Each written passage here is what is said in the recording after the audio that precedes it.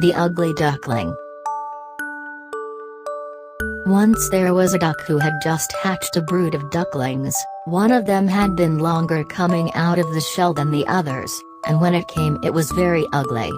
But its mother did not love it less on that account. Mothers never think their little ones ugly. It could swim very well, so she knew it was not a young turkey, as an old duck had said it might be, and she took it with all the rest of the brood to the farmyard to introduce it into good society. An old turkey, who was very grand, came up to the duck, and said, "Your children are all pretty except one. There is one ugly duckling. I wish you could improve him a little."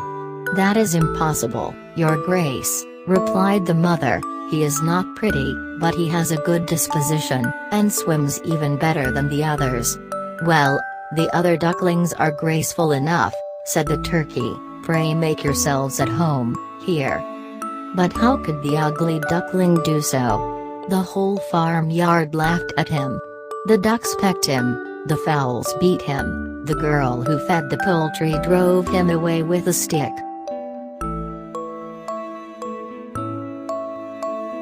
The poor duckling flew over the palings, and joined some wild ducks who lived on the moor. "You are very ugly," said the wild ducks, "but that will not matter if you do not want to marry into our family." After he had been on the moor 2 days, he made friends with some wild geese, and had nearly consented to fly over the sea with them, when pop, pop, went a gun, and the poor gosling fell dead in the water. The poor duckling was so frightened that he hid himself amongst the rushes. When all was quiet again, he came out and ran over the moor till he reached a tumble-down cottage, the door of which was ajar. He crept in, and stayed there all night. A woman, a cat, and a hen lived in this cottage. The hen had such short legs that her mistress called her Chickie Short Legs. The old woman let the duckling live in her house, hoping that by and by it might lay eggs. Now the cat was the master of the house, and the hen was the mistress, and they always said, "we and the world," because they thought themselves half the world, at least. One day the duckling said sadly, "It is very dull here, how much I should like to swim in the water and to dive." "What a foolish idea," said the hen. "You have nothing else to do, therefore you have strange fancies. If you could purr or lay eggs they would pass away. Ask the cat, he is the cleverest animal I know. If he would like to dive in the water, ask our old mistress. There is no one in the world more clever than she is. Do you think she would like to let the water close over her head?" "You don't understand me," said the duckling. "I think I must go into the world again." "Very well, go," said the hen, and the duckling went. Very near the cottage he found some water, where he could swim and dive, but all creatures avoided him because he was so ugly, therefore he was always alone. One evening there came a beautiful flock of birds out of the bushes.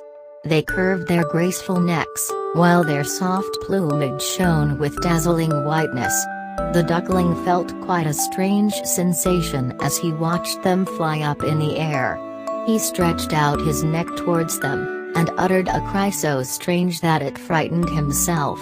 How he loved the white birds! How he longed to be with them!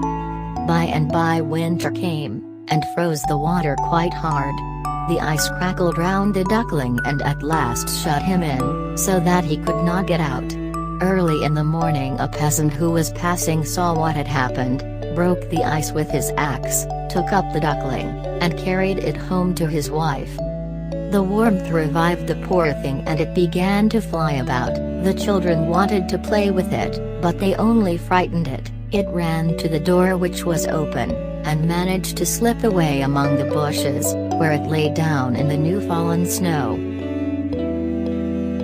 It would be very sad to tell you all the duckling suffered that cold winter, but spring came at last, and the young bird felt that his wings were grown strong. He flew away, and stopped at last in a beautiful garden near a fine piece of water. On it he saw 2 magnificent white birds swimming. I will fly to those royal birds, he thought. They will kill me because I am ugly, but I had rather be killed by them than pecked by ducks, or beaten by hens. So he flew to the water and swam towards the swans. "Kill me," he said, as they sailed towards him, and he bowed his head meekly. But what did he see in the stream? Not a dark gray ugly duckling, but a beautiful swan. To be born in a duck's nest in a farmyard does not matter to a bird, if it is hatched from a swan's egg. Yes, he too was a swan. Now he would have friends to love him, and nobody would scorn and ill-use him anymore.